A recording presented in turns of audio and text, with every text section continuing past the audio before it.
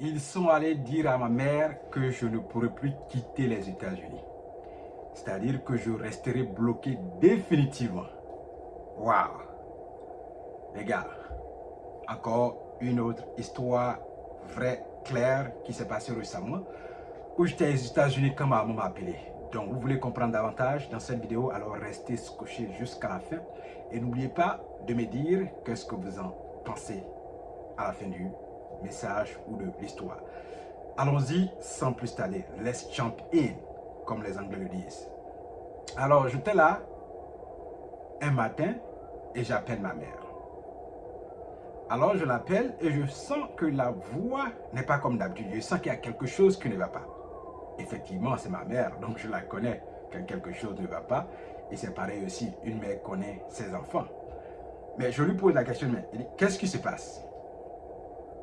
Elle me dit non, qu'il y a quelqu'un, j'ai appris, des gens sont venus dire que vous avez un nouveau président aux États-Unis et que actuellement ils sont en train de, comment on appelle, ceux qui sont en situation irrégulière, ils sont en train de les déporter, ils sont en train de les chasser du pays. Et ce processus est déjà fini. Ceux qui devront être chassés ont été chassés. Maintenant, ceux qui n'ont pas chassé, qui vont rester, ne pourront plus sortir des États-Unis et ils vont rester définitivement. Alors j'ai tiqué. J'ai tiqué, dit, mais attends, sérieux ce que tu dis? Elle dit, oui, c'est ce qu'ils sont venus dire à la maison.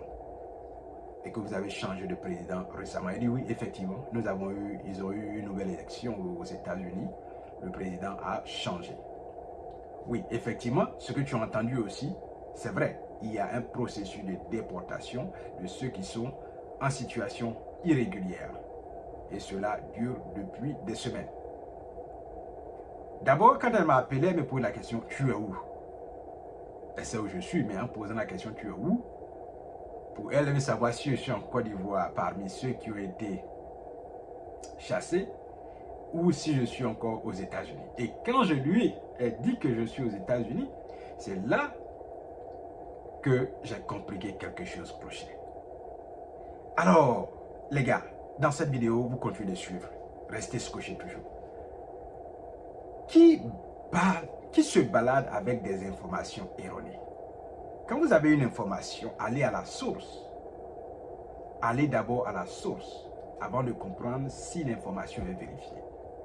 Et comme on sait que beaucoup de gens se jouent les experts, alors ils font voyager des informations sans même avoir la source des informations, sans avoir la source réelle. C'est ce qui s'est passé.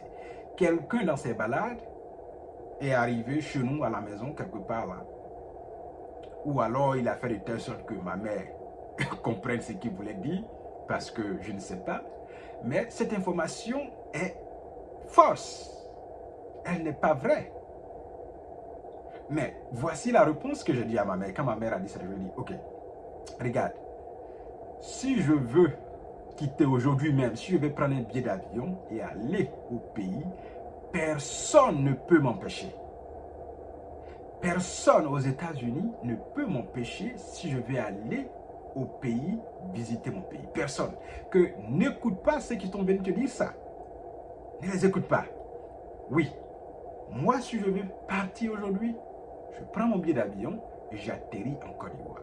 Oui, personne ne peut me bloquer parce que c'est mon pays. Même sans papier, je peux rentrer dans mon pays parce que c'est mon pays. Vous voyez? Donc, vous voyez, des gens sans information crédible se lèvent le matin et racontent du n'importe quoi à d'autres personnes pour créer la psychose, pour créer la peur ou alors pour faire craindre ces personnes. Mais quand vous allez dire ça à une maman qui est avancée en âge, qui a son fils là-bas, mais elle va se dire du coup, donc je ne veux plus voir mon fils. Parce que elle, c'est là.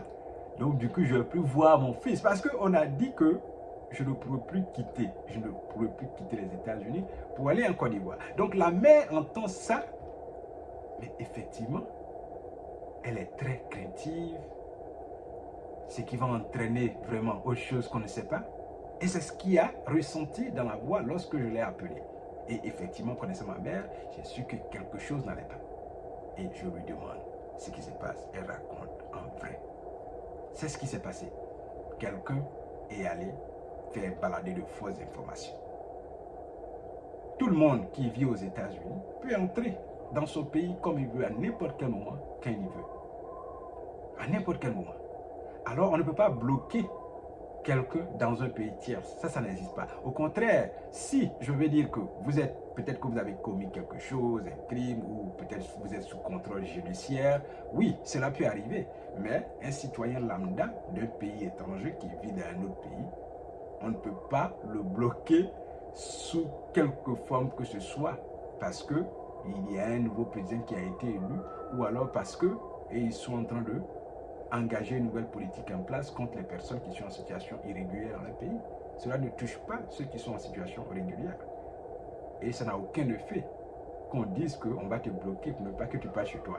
Voilà, donc les gars, c'est une autre vidéo où je te raconte une histoire qui a vraiment intrigué ma mère et qui a sémé la confusion aussi dans sa tête sur aimant son fils. Elle s'est dit ben, je ne vais plus voir mon fils. Et voilà, je ne sais pas ce que vous en pensez. Les gens se lèvent le matin, ils font voyager des informations. Alors dites-moi en commentaire ce que vous en pensez de cette histoire, quel est votre avis, et dites-moi aussi si vous avez déjà vécu une situation pareille. Merci.